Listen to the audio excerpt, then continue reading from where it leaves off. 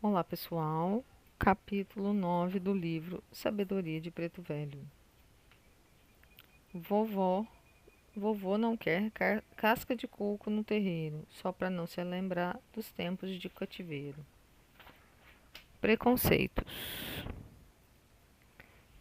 Robson Pinheiro. Um dia, pai João se manifestou e, utilizando uma metodologia toda particular, atendeu a pessoas ministrando passes através do médium, com um leve estalar de dedos. Talvez porque alguém mentalmente estivesse questionando seu modo de agir, afirmou: Vocês estão com esse negócio de apometria por aí, estalando os dedos e fazendo trabalhos de desdobramento astral. Pai velho já faz isso há muito tempo, mas quando eram somente os pretos velhos, todos criticavam o jeito dos velhinhos trabalharem. Agora que os doutores descobriram a apometria, vocês fazem exatamente aquilo que nós sempre fizemos. Gestos que muitos julgavam os cacuetes de espíritos pouco adiantados, como estalidos, são melhor compreendidos à medida que avançam as pesquisas acerca das chamadas técnicas de desobsessão de alta eficiência. No dizer de Manuel Filomeno de Miranda, através do médium Divaldo Pereira Franco, Loucura e Obsessão, edição da FEB, a terceira edição, na página 117. O segredo de alguns pais velhos, como estalar dos dedos quando aplicam passes, em certas ocasiões, são finalmente desvendados pela experimentação espírita. A técnica consiste em um recurso para dinamizar as energias que manipulam, alcançando maior impulso magnético. Não que defendamos esta ou aquela forma de manifestação dos espíritos, tampouco a adoção de qualquer procedimento de modo leviano. Todavia, é importante notar que nada é realizado sem explicação judiciosa, quando se trata de espíritos realmente esclarecidos. Quando algo nos foge ao conhecimento ou quando nos aventuramos ao julgamento precipitado, tenhamos cautela. Às vezes é necessário rever conceitos quanto às diferentes maneiras de se desempenhar uma tarefa, pois não dominamos toda a verdade, nem detemos a sabedoria pretendida. Por isso, vovô não quer casca de coco no terreiro. A visão de quantos permanecemos cativos de certas ideias e preconceitos, amarrados a dogmas, presos a velhas fórmulas, faz por analogia pai João recordar-se do cativeiro.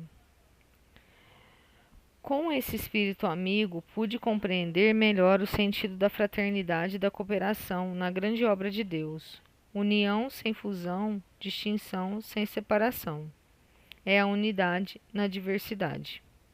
Cada um traz sua contribuição de acordo com os conhecimentos que possui e suas habilidades em manipular os fluidos em benefício do próximo. De cada planta utilizada na fitoterapia, por exemplo, pai João extrai um ensinamento. Explica as características daquela erva e sua relação com o indivíduo, para o qual o medicamento está indicado. Acrescenta ainda: de nada adianta a pessoa tomar o medicamento da natureza, meu filho, se ela não modificar sua conduta e suas atitudes. Então, esse início aqui apresentado pelo Robson Pinheiro é bem interessante porque ele fala daquela questão de julgar, né? Que tudo tem uma razão de ser, não é igual cacoete, né? Só porque é uma mania, um trejeito. Não, tem um motivo para certas coisas, né? Tudo tem uma explicação, tudo tem uma razão de ser. E quando a gente se precipita no julgar, a gente precisa tomar muito cuidado. Porque às vezes a gente acha que só a nossa maneira tá certa de fazer aquilo, que é uma forma que na verdade a gente entende e a gente quer generalizar para o todo. Então que a gente tome muito cuidado com isso, com o julgamento e pense principalmente no resultado, que é como a pessoa vai se sentir, né? Ou seja, o beneficiado, ele melhorou, ele curou, ele saiu bem. Né? Então, qual que é a maior intenção ou é a metodologia ali, o formato, né? Com o que a gente está preocupado de verdade?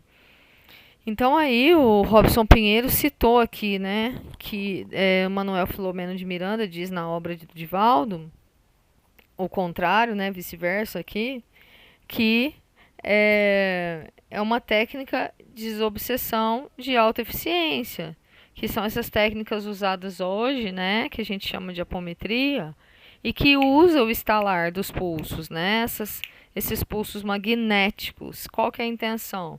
Concentrar a energia e ter um maior alcance ali na pessoa que está sendo atendida. Né? Então, ele fez essa analogia com a música do cativeiro para mostrar assim, né, que é necessário ter uma certa liberdade para a gente trabalhar, né? E a gente entendendo as coisas, porque aí num tempo era preconceito. Aí agora que doutores, ele usou até o termo assim de uma forma um pouco irônica, para dizer que aí a ciência comprovou e agora pode, né? Então que a gente tome bastante cuidado com isso, né? Agora, Pai João, né? O jardineiro da vida, no mesmo capítulo. Um dia eu ouvi uma história na senzala, era mais ou menos assim.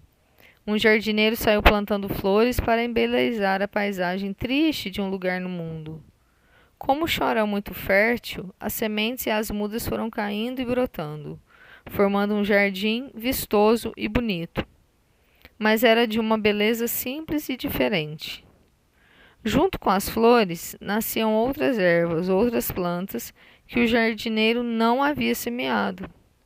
O jardineiro observava com cuidado, pois havia decidido não arrancar as ervas.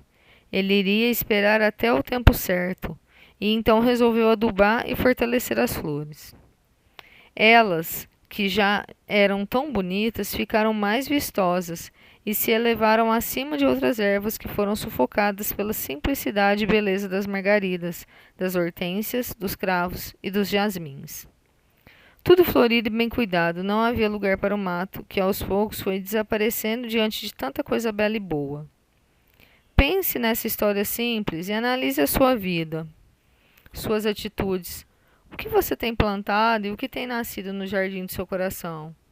Você vai entender o significado dessa história tão simples quanto o pai velho. Muito interessante, né? Porque às vezes a gente não tem a dimensão dos acontecimentos da vida.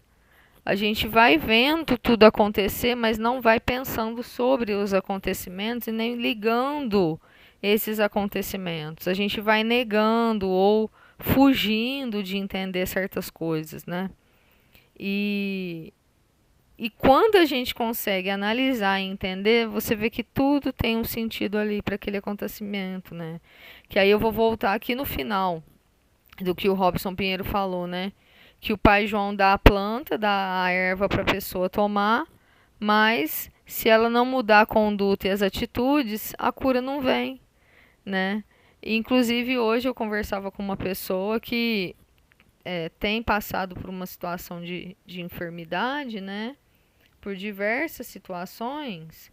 E não que eu esteja na condição de julgar o comportamento do outro, quem sou eu, né? Eu não tenho uma conduta correta, eu acabei de falar isso. Mas que certas situações que estão encadeadas ali no comportamento dela estão causando certas situações, né? Então, tomando para mim, né? Tomando para si aquilo, que a gente analise os acontecimentos, né? Da vida. Ah, tá acontecendo isso, eu tô tendo esse resultado, tô colhendo isso, então o que que eu plantei? Tem um motivo. Não é assim, então no futuro eu vou fazer tal coisa porque agora já tá acontecendo isso comigo mesmo. Esse pensamento, ele é ruim, né? Porque a gente semeia depois que a gente colhe, né? Então, se a gente está colhendo agora, é porque teve uma semeadura lá atrás. Então, que a gente semeie agora diferente para colher diferente depois, né? Senão a gente vai ficar nesse ciclo e não vai sair dele, né? Então, o pai João foi simples aqui. Ele falou, ó, deixei esses matinhos de lado, essas ervas e me concentrei nas flores. Quer dizer, concentrei no que era bom. O que é bom ficou melhor ainda, tanto que sufocou aquele mal. Sabe? Então vamos concentrar nos pontos fortes. Eles são tão bons, que aí os maus vão ficando de lado, eles vão sendo sufocados pela beleza da virtude, né? Que é o que a gente vai construindo de bom.